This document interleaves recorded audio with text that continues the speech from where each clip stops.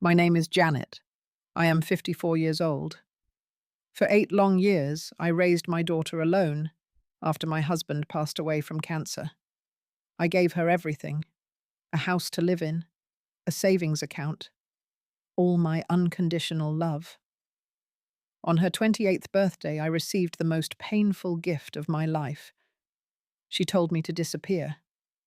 So I did. Before I continue, let me know where you are watching from. Hit that like button and subscribe. Have you ever been rejected by your own child? My husband Raymond was diagnosed with lung cancer when our daughter Brooke was just 19 years old. She was in her sophomore year of college, full of dreams and ambitions. Raymond fought hard for 14 months, but the disease was aggressive. He passed away on a rainy Tuesday morning in October, holding my hand while Brooke sobbed in the corner of the hospital room. I remember looking at my daughter that day and making a silent promise to Raymond. I would take care of her. I would make sure she had everything she needed to succeed in life. I would be both mother and father to her. After the funeral, I threw myself into work. I was a branch manager at a regional bank in Phoenix, Arizona. The job demanded 60 hours a week, sometimes more. But I needed the distraction. The house felt too empty without Raymond. His chair in the living room, his coffee mug in the cabinet, his shoes by the door. Everything reminded me of what I had lost. Brooke came home on weekends during her junior and senior years. We would sit together and watch old movies, the ones Raymond used to love. Those moments kept me going. Raymond had left us the house fully paid off and a decent life insurance policy. I was careful with the money. I paid off our remaining debts and set up a savings account for Brooke. Every month, I deposited a portion of my salary into that account. I wanted her to have a safety net, something to fall back on if life got hard. By the time Brooke graduated from college, that account had grown to nearly $50,000. Brooke struggled to find a job after graduation. She had a degree in communications, but the job market was tough. She moved back home for a while, then got a part-time position at a boutique clothing store. The pay was not great, but she seemed happy. I encouraged her to keep looking for something better, but she said she liked the flexibility. I did not push too hard. I remembered being young and figuring things out. She needed time. When I turned 52, I made a decision that surprised everyone, including myself. I took early retirement. 30 years at the bank had worn me down. I had enough savings, and Raymond's life insurance had been invested wisely. I wanted to enjoy life while I still could. I wanted to travel, maybe take up painting, reconnect with old friends. Brooke was 26 by then, still working at the boutique, still living in the house I owned across town. I had bought that house as an investment years ago, and when Brooke needed a place of her own, I let her live there, rent-free. It seemed like the right thing to do. She was my only child. 3 years before that terrible birthday, Brooke met Derek at a bar downtown. She called me the next morning, giddy with excitement. "He is amazing, Mum. He is smart. He is funny. He is everything I have been looking for." I was happy for her. After a few failed relationships, she deserved someone who made her smile like that. I met Derek a few weeks later at a casual dinner. He was 32, tall, with a charming smile and a firm handshake. He worked in sales, he said, but was looking for bigger opportunities. He talked a lot about his plans, his ambitions, his future business ventures. I noticed he never mentioned current achievements, only future ones. But I kept my concerns to myself. 6 months after they started dating, Brooke asked if Derek could move in with her. He was between jobs, she explained. His lease was ending, and it made sense for them to share expenses. I hesitated. The house was mine after all. But Brooke pleaded, and I could never say no to her. Derek moved in, and things changed almost immediately. Brooke stopped calling as often. When she did call, the conversations were short, distracted. She would say she was busy, that Derek needed her for something. When I visited, Derek was always there, lounging on the couch, watching television or scrolling through his phone. He barely acknowledged me. The house that I owned, that I had given to my daughter, rent-free, started to feel like his territory. I would find beer bottles on the kitchen counter, dirty dishes piled in the sink, laundry scattered everywhere. Brooke made excuses. "We have both been busy, Mum. We will clean up this weekend." I tried to talk to her about Derek once. We were having lunch at a cafe, just the two of us. I asked how his job search was going. She got defensive immediately. "He is working on something big, Mum. You do not understand. He has connections. Something is going to come through soon." I backed off. I did not want to damage our relationship over a man, but I could see the changes in her. She looked tired, stressed. She had stopped wearing makeup, stopped doing her hair the way she used to. The light in her eyes had dimmed. One day, about a year after Derek moved in, I stopped by the house unannounced. I wanted to drop off some groceries, maybe surprise Brooke with her favorite cookies. When I walked in, Derek was on the phone in the kitchen. He did not see me at first. I heard him say something that made my blood run cold.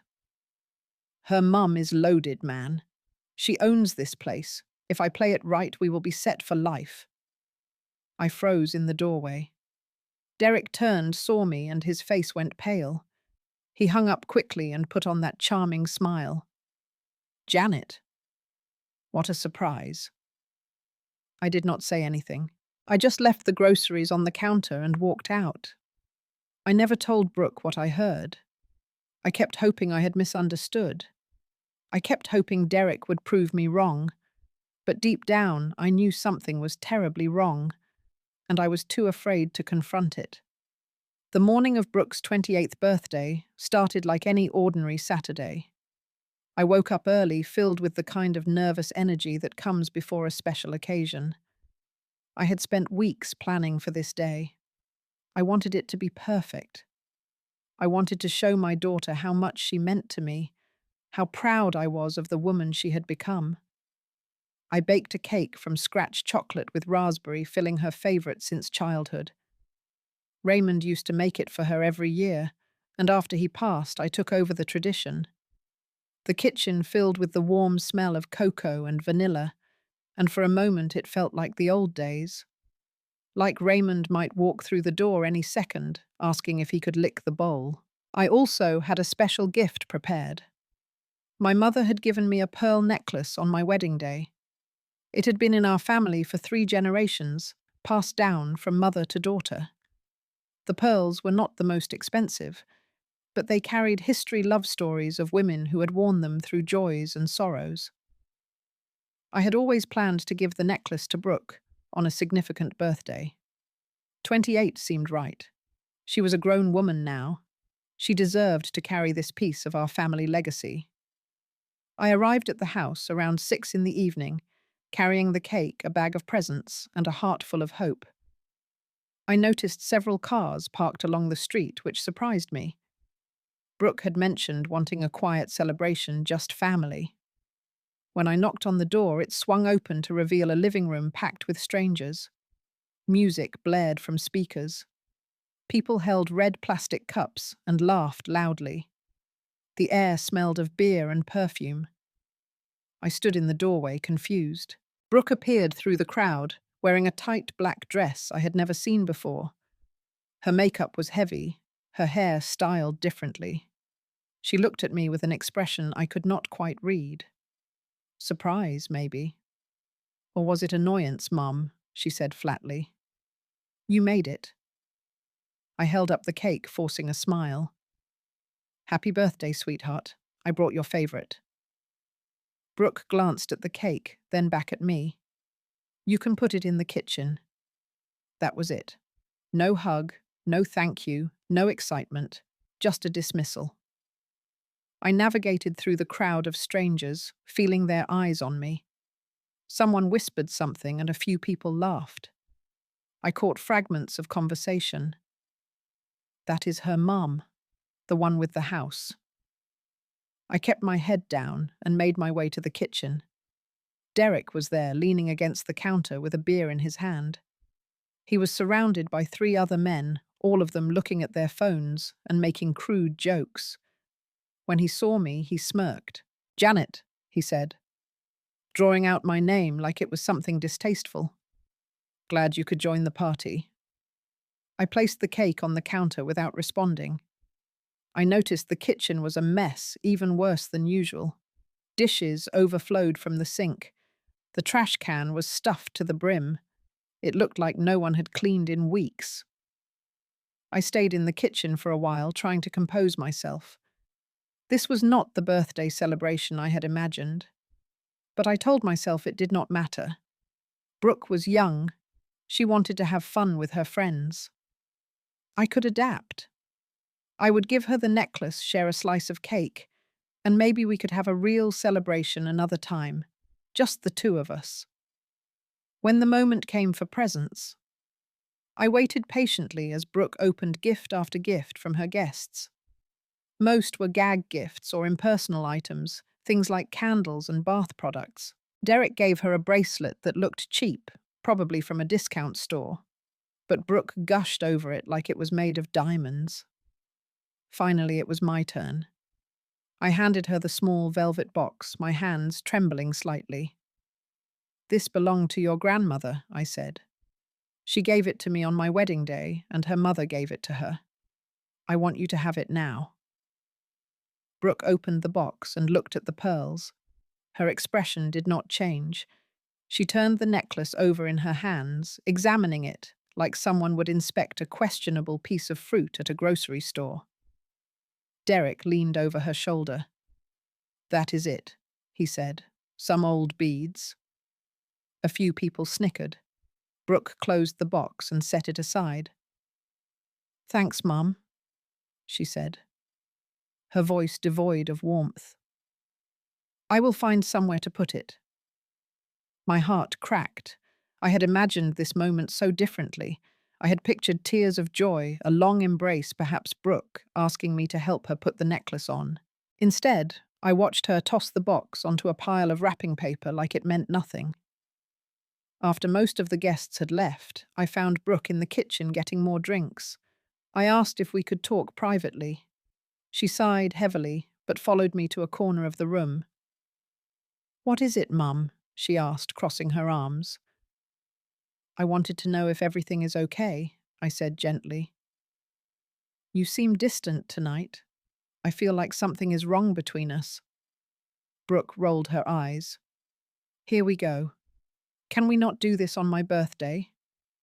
I tried to stay calm. "I just want to understand.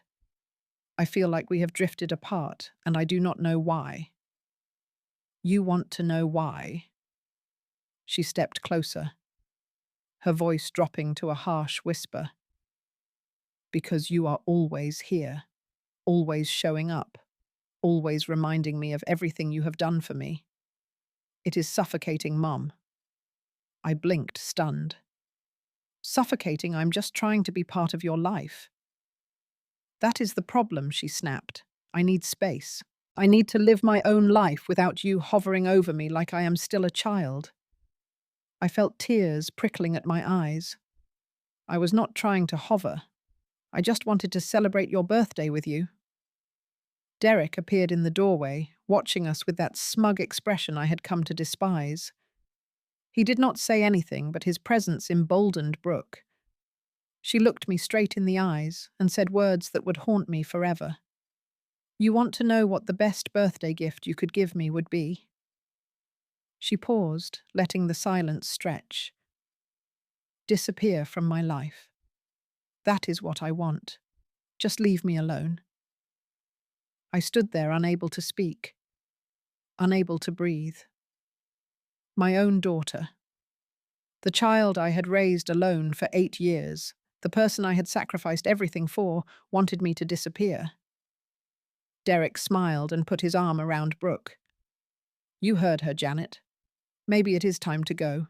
I looked at my daughter one last time, searching for any sign of regret, any hint that she did not mean what she said. But her face was stone, cold, resolved. I turned and walked out of the house without another word. I did not take the cake. I did not take the necklace. I just left. The drive home was a blur. I do not remember the roads, the traffic lights, anything. I pulled into my garage and sat in the darkness for over 2 hours. My mind replayed those words over and over. Disappear from my life. Disappear. Disappear. By the time I finally went inside, I had made a decision. If my daughter wanted me to disappear, then I would give her exactly what she asked for. The 3 days following Brooke's birthday were the darkest I had experienced since Raymond's death. I barely ate. I barely slept. I wandered through my house like a ghost, picking up photographs of Brooke as a child, remembering the little girl who used to run into my arms, who used to tell me I was the best mummy in the whole world. Where had that girl gone? On the third night, I finally called my sister Margaret. She lived in Tucson, about 2 hours south of Phoenix. We had always been close, though distance and busy lives had kept us from seeing each other as often as we would have liked. Margaret was a nurse, practical and no nonsense, the kind of person who could cut through emotional fog and see things clearly.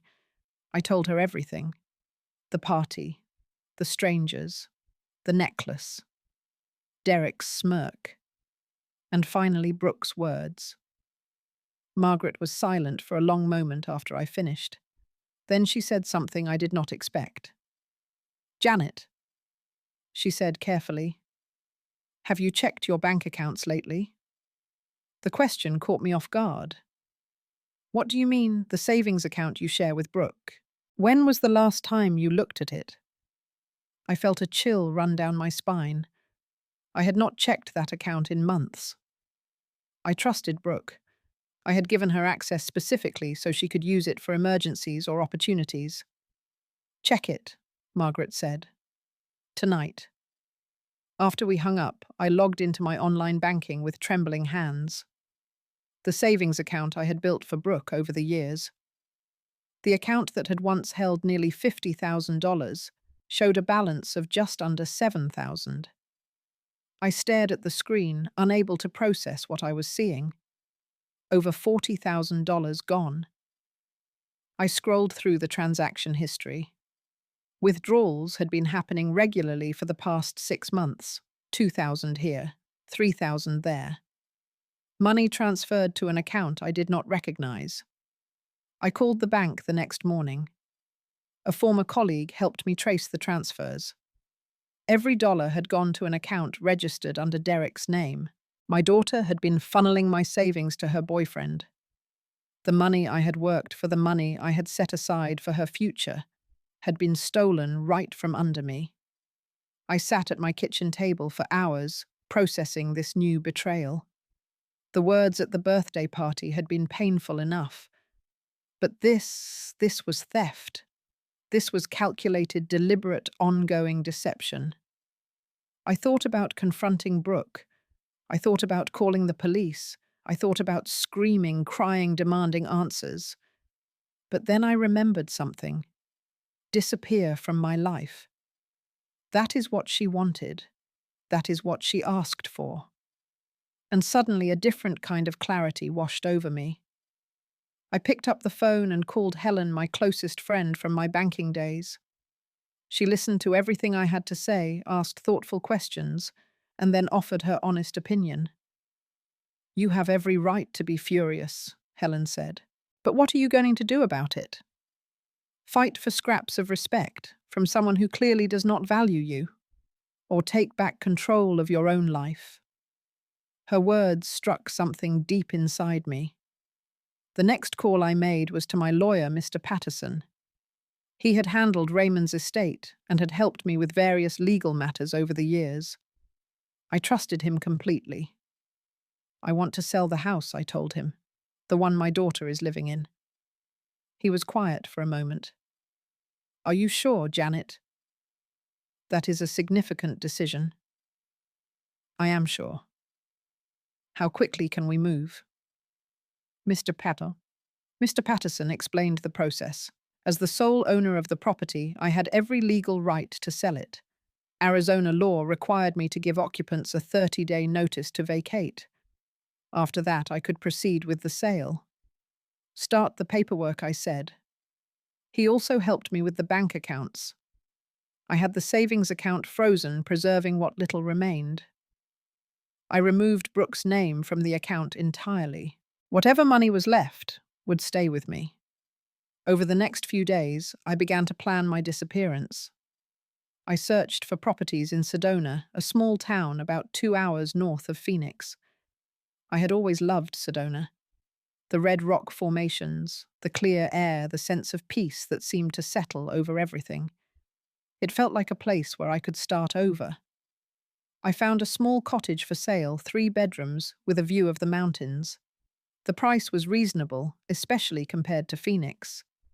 I made an offer, and it was accepted within 48 hours. The house in Phoenix where Brooke lived received interest from a young family looking to relocate quickly. We negotiated, and I accepted their offer. The sale would close in 45 days. Everything was moving fast, faster than I had expected. But I did not slow down. I could not. If I stopped to think too much, I might change my mind. And I could not afford to change my mind. Not after everything that had happened. Margaret came up from Tucson to help me pack. We spent 3 days sorting through decades of memories. Raymond's old golf clubs, Brooke's childhood drawings, photo albums from happier times. Some things I packed to take with me, others I donated. A few I threw away. We deserve to be treated with dignity, Margaret said one evening as we wrapped dishes in newspaper. No matter who is doing the disrespecting, even if it is our own children. I nodded, but I could not speak. The lump in my throat was too large. 1 week after Brooke's birthday, I left Phoenix for the last time. My car was packed with essentials. The moving truck would follow in a few days. I drove north on the highway, watching the desert give way to pine trees and red rocks. Before I left, I sent Brooke a single email. It was short and direct. The house has been sold. You have 30 days to find alternative living arrangements. The savings account has been closed. I wish you well. I did not include my new address. I did not include my new phone number. I did not include anything that would allow her to find me. She wanted me to disappear. So I did. The first sign of trouble for Brooke came in the form of a certified letter from Mr. Patterson's law firm. It arrived 6 days after my email hand delivered to ensure receipt. The letter formally notified her that the property she occupied had been sold and that she had 30 days to vacate the premises. According to Margaret, who heard the details later through various channels, Brooke's initial reaction was disbelief. She called my old phone number repeatedly, but the line had been disconnected. She drove to my house in Phoenix, only to find strangers unloading furniture through the front door. The new owners had already taken possession. Brooke stood on the sidewalk staring at the home where she had grown up. A woman came out and asked if she could help. Brooke mumbled something about looking for her mother, and then drove away in a daze. She tried calling Margaret next. My sister answered, but offered no comfort. "Where is she?" Brooke demanded. "Where did my mum go?" "I do not know." Margaret lied. She did not tell me. "That is impossible. You two tell each other everything." Margaret's voice turned cold. "You told her to disappear, Brooke. You told her the best gift she could give you was to leave your life." "Well, congratulations." She listened. The phone went silent. Brooke finally managed to reach Mr. Patterson, hoping to get information about me. He was polite but firm. "I am not at liberty to disclose my client's whereabouts. I can tell you that the notice to vacate is legally binding. You have until the date specified to remove your belongings from the property." Derek's reaction to the news was exactly what I had predicted. When Brooke told him they had to move, he exploded. "What do you mean the house is sold?" he shouted. "Your mum owns this place. She cannot just sell it out from under us." "She can," Brooke said quietly. "She does own it. She can do whatever she wants. Well, fix it. Call her. Make her change her mind. I cannot reach her. Her number is disconnected. Her email does not work. She is gone." Derek paced the living room, running his hands through his hair. "This is unbelievable. This is absolutely unbelievable. 8 years you let her control everything, and now she pulls this." "I let her." Brooke's voice rose. "She was helping us, Derek. She let us live here for free. She gave us money, and now she has taken it all back." Derek stopped pacing and looked at Brooke with something like disgust. "What are you going to do about it?" Brooke had no answer. Over the following days, Derek became increasingly hostile. He blamed Brooke for alienating her mother. He blamed her for not securing more money while she had the chance. He complained about having to find an apartment, about having to actually pay rent, like in his words, normal people. During one particularly brutal argument, the truth finally came spilling out. "I only stuck around because of that house," Derek admitted. "You think I wanted to be with someone who works part-time at a clothing store? I had plans, Brooke. And you ruined them." Brooke stared at him, finally seeing the man she had defended for 3 years. He had never loved her.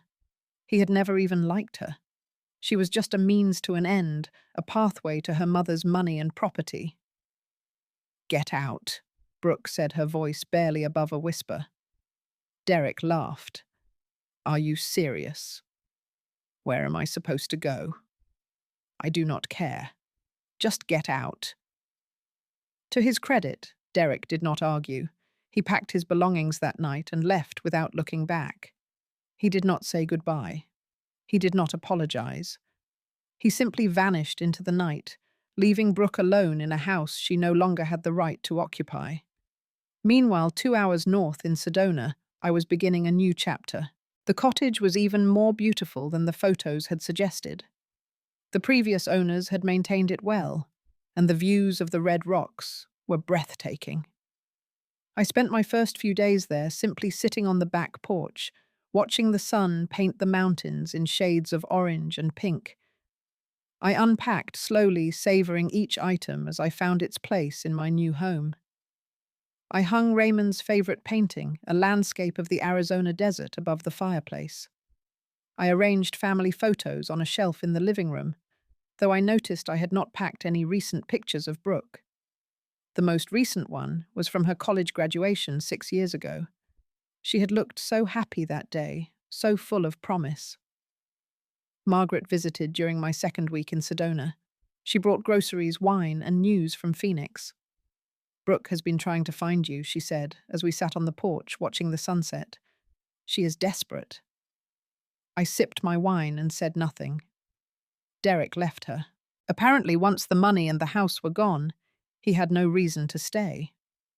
I nodded slowly. I suspected something like that might happen. Margaret turned to look at me. "How are you feeling?" Really, I considered the question carefully before answering. "I feel free," I said finally. "For the first time in years, I feel like I can breathe. But I also feel sad. I miss who Brooke used to be. I miss the daughter I raised." Margaret reached over and squeezed my hand. "Maybe she will find her way back." "Maybe," I said. "But I cannot wait for her. I have to live my own life now." The days turned into weeks, and Brooke's life continued to unravel. She had to move out of the house by the deadline. With Derek gone, and no savings of her own, she had few options. She found a small room for rent in a house shared by 3 other people. The rent consumed most of her paycheck, leaving little for food, transportation, or anything else. For the first time in her adult life, Brooke had to face the reality of complete financial independence. There was no mother to fall back on, no free housing, no emergency fund. She had burned those bridges herself, and now she had to live with the consequences. Her job at the boutique barely covered her expenses. She picked up extra shifts whenever she could, working weekends and holidays. Her manager noticed the change in her attitude and promoted her to assistant manager, which came with a modest raise. It was not much, but it was something. The hardest part, Brooke would later tell me, was the loneliness. Without Derek, without me, without even a real home, she felt utterly alone.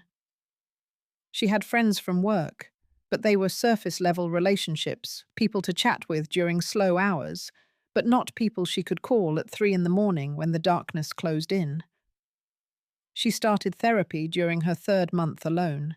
A sliding-scale clinic near her new place offered affordable sessions, and Brooke went weekly. Her therapist helped her unpack years of resentment, entitlement, and misplaced anger. They talked about Derek and how she had allowed herself to be manipulated.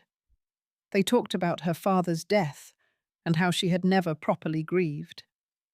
And they talked about me. I blamed her for everything, Brooke admitted during one session. After Dad died, I was so angry. Why did he leave us?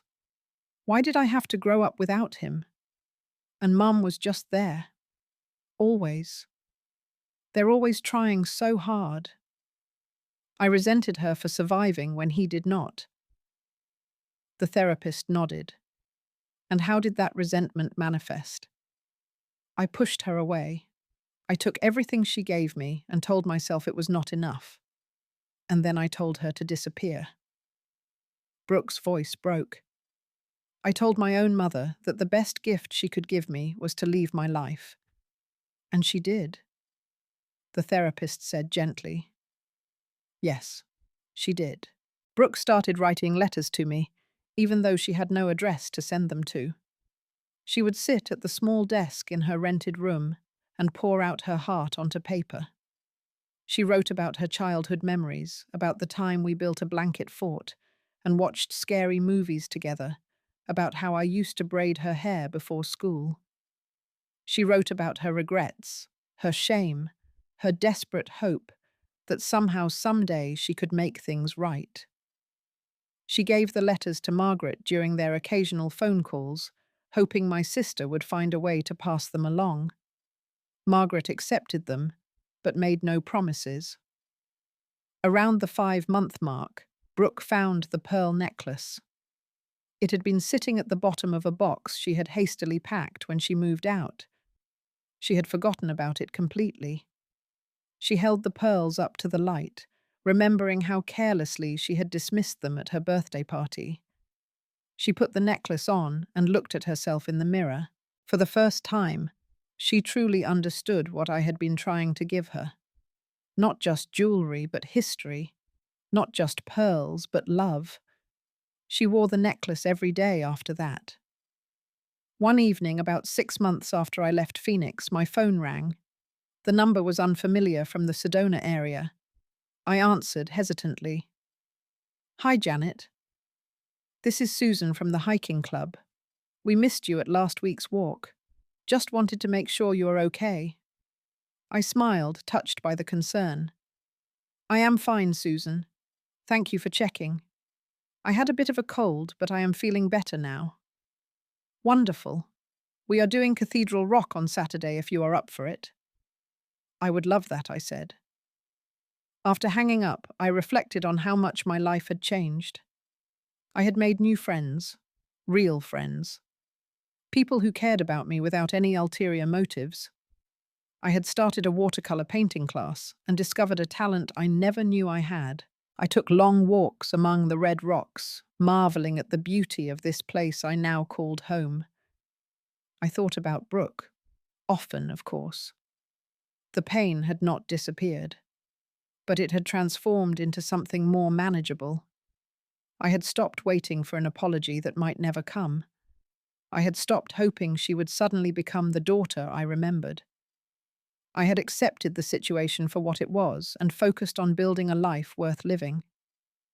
Margaret called one afternoon with news.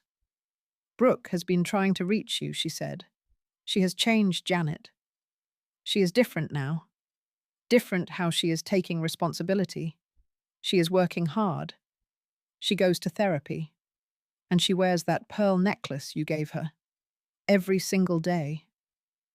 I was quiet for a long moment.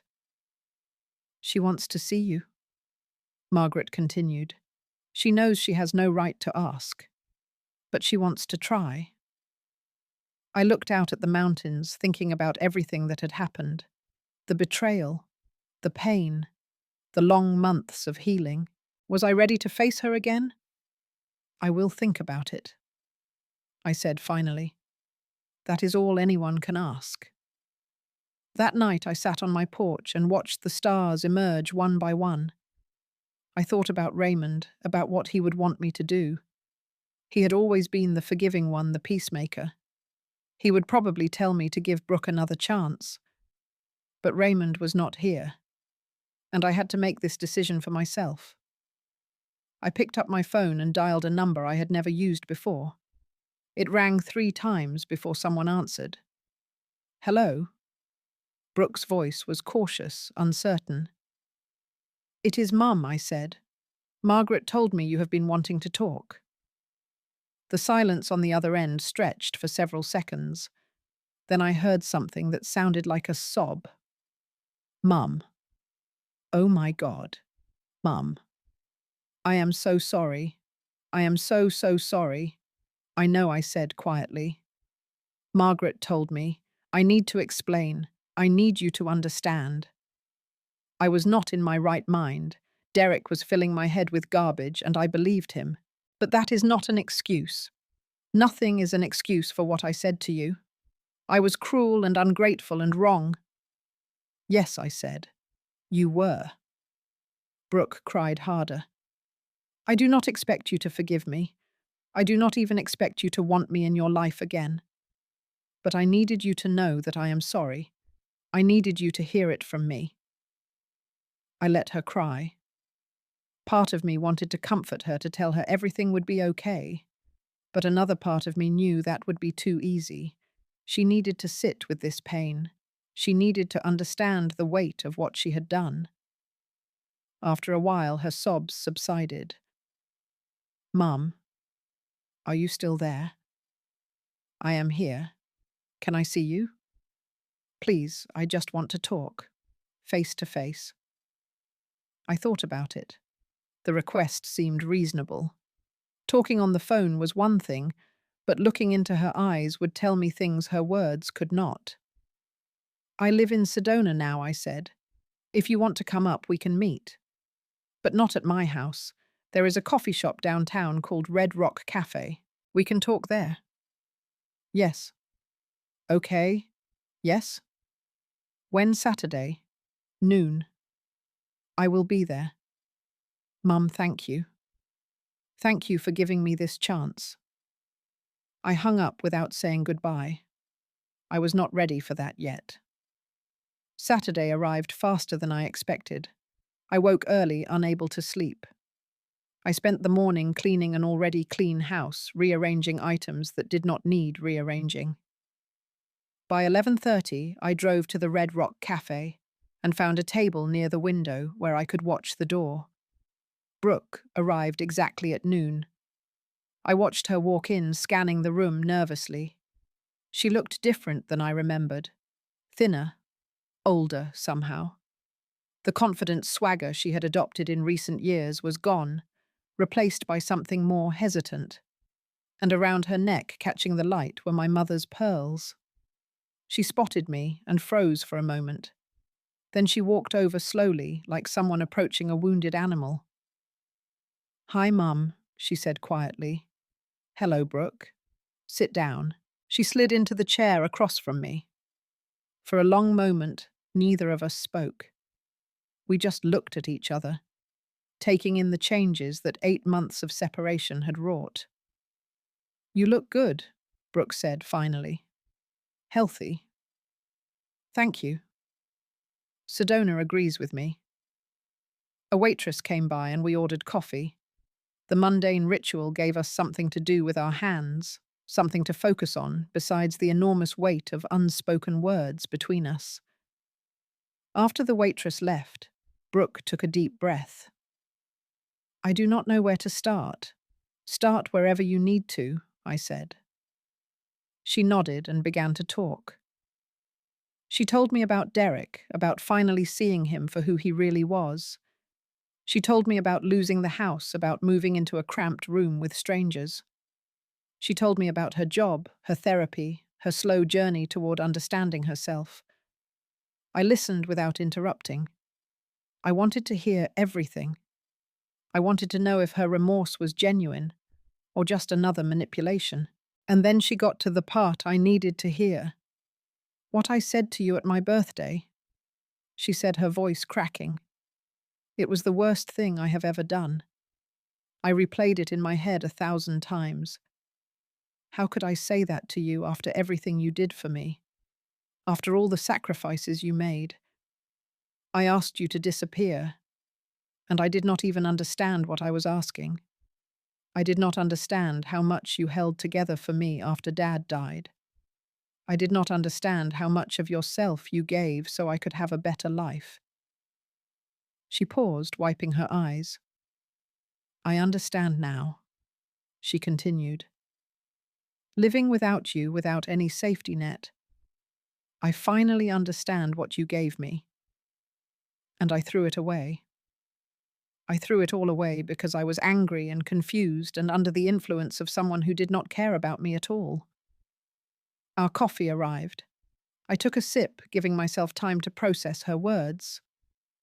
The money, I said, finally. You gave $40,000 to Derek. Brooke nodded miserably. I know. He convinced me it was an investment in our future. He said once his business took off, he would pay it all back. I was so stupid, Mum. So incredibly stupid.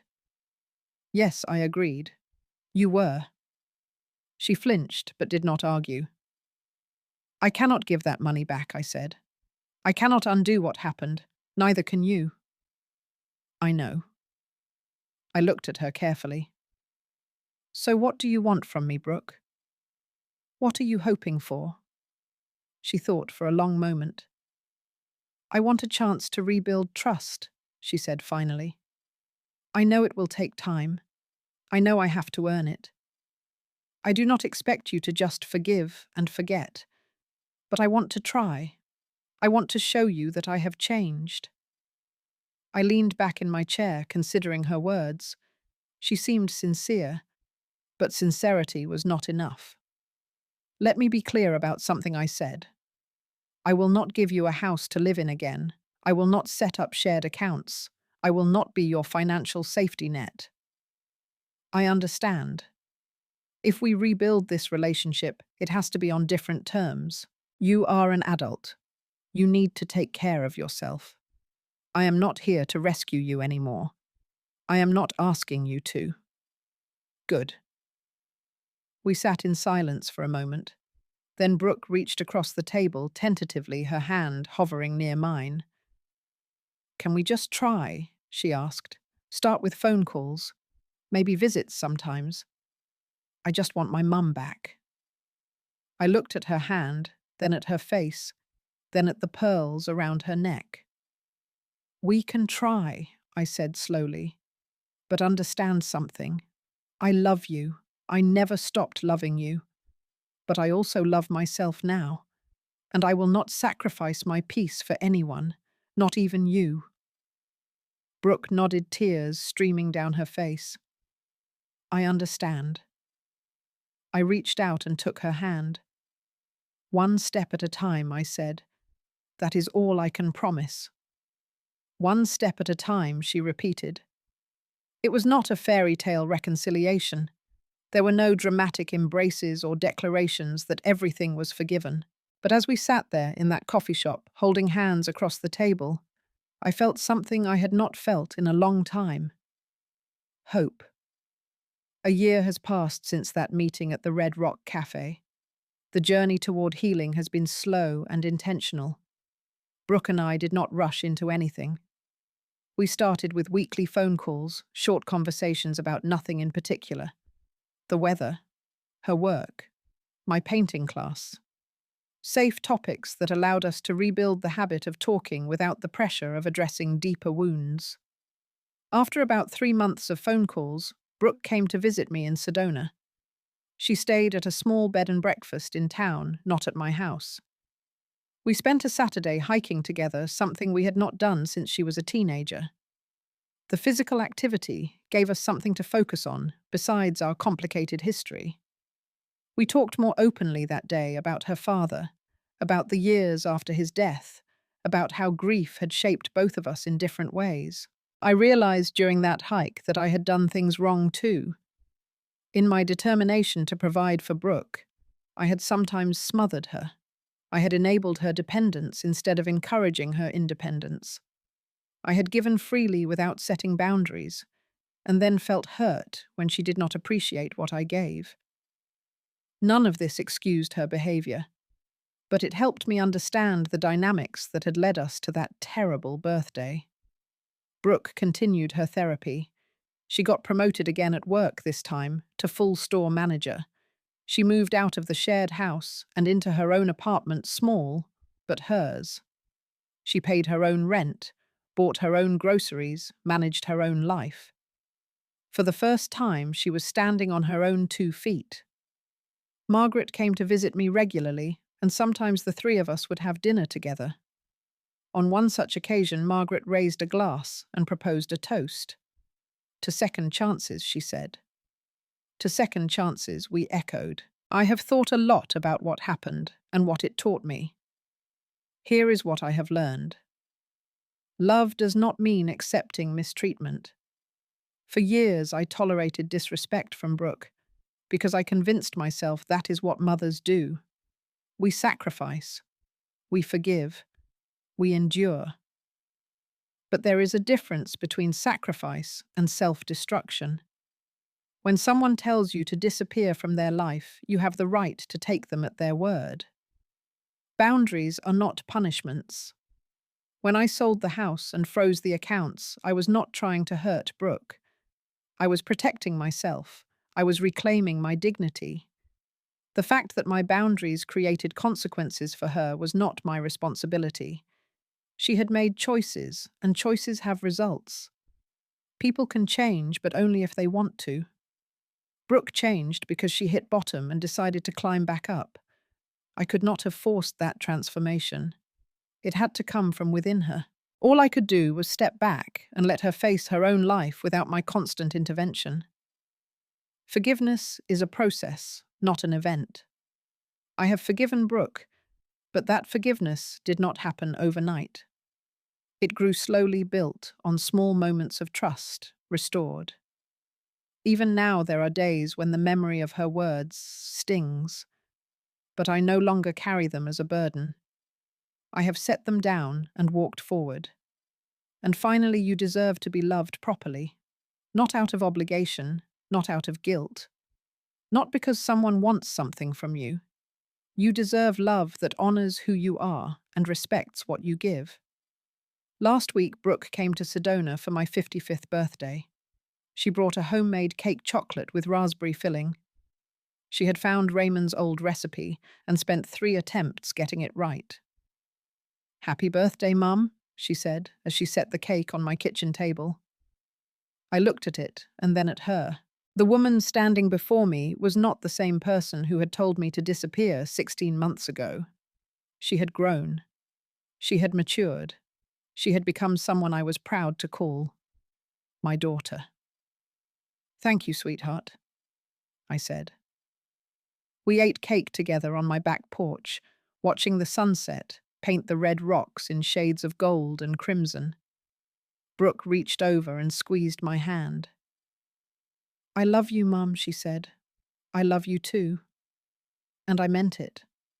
Not despite everything we had been through, but because of it. Our relationship had been broken and rebuilt, and in the rebuilding, it had become something stronger. To anyone watching this who has experienced something similar, let me leave you with this. You are not obligated to shrink yourself for anyone, If someone asks you to disappear, you can choose to honor that request. And in doing so, you might just discover that the person you needed to save all along was yourself. Thank you for listening to my story today. I hope it touched something in your heart. If you have ever had to set difficult boundaries with someone you love, I would love to hear about it in the comments. What happened? How did you find the strength to put yourself first? If this story resonated with you, please hit the like button. Share it with someone who might need to hear these words. And if you have not already subscribed to this channel, so you do not miss stories like this in the future.